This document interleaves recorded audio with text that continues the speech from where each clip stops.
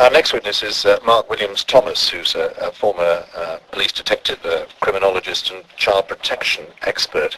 The argument seems to be that both murder and sexual crimes, particularly those crimes involving children, are somehow in a different moral dimension to all sorts of other crimes, and therefore are never to be fully set aside.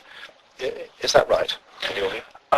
I talk particularly around offences against children, and we have to understand the offending behaviour and how offenders operate.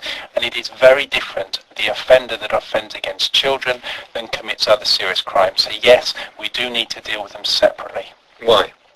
Because what puts it into such a totally different moral dimension that redemption, forgiveness is out of the question? Because of the always be associated with that crime. Because of the adeptness, the cunningness, the power, the control that these offenders that offend against children have, and as a result of that, their offending behaviour is very different to those that commit offences such as armed robbers and murderers, because by and large, the large majority of murderers murder on one occasion and that is it. We're not talking about serial murderers here, we're talking about those that have gone to prison because they've committed one murder.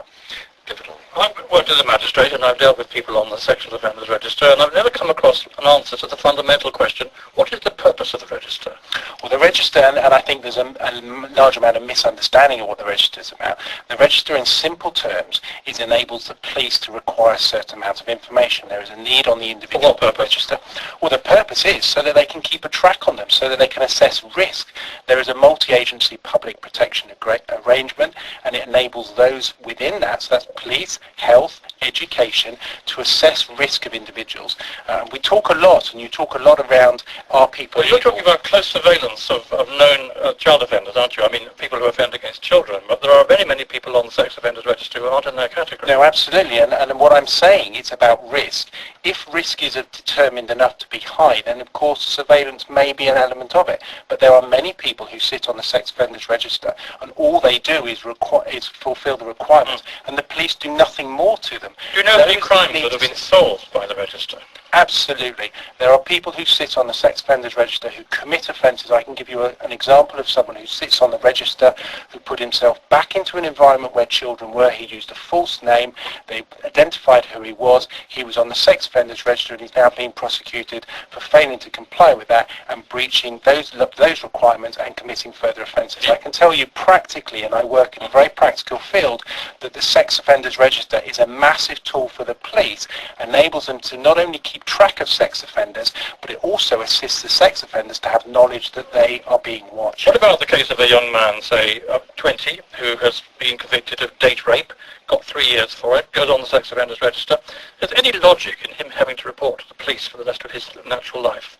Well, those people that go on there for more than 30 months have a requirement to stay on there for life.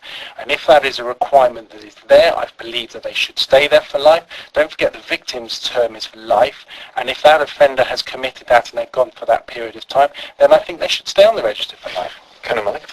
This issue has become news because the judges have declared that they should have the right, people on the register should have the right to appeal against being on the register. Now, you oppose that, don't you? Absolutely. Well, sex offenders have the right to appeal against conviction, against their sentences. Why not against being on the register? Well, that's a determination as per their length of sentence. So therefore, if they've got more than 30 months, they should currently sits that they go on there for life. And the reason I say that, and I talk particularly around those child sex offenders, which is where the most public concern sits around, is that those people are very devious, very calculated individuals. And don't forget, the majority of those people who have committed their crime, and only let me just finish, 26% of those who come out of prison go back again for further offences. But the children who are victims very rarely come forward at the time, they come forward years later.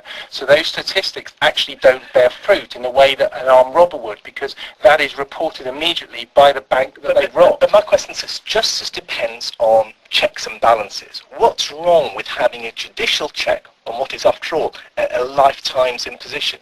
Because the point is that it's very difficult to assess risk, and this is what it's all about. It's about risk. It's not judging whether someone... So you're saying you are capable of assessing risk, but a judge isn't?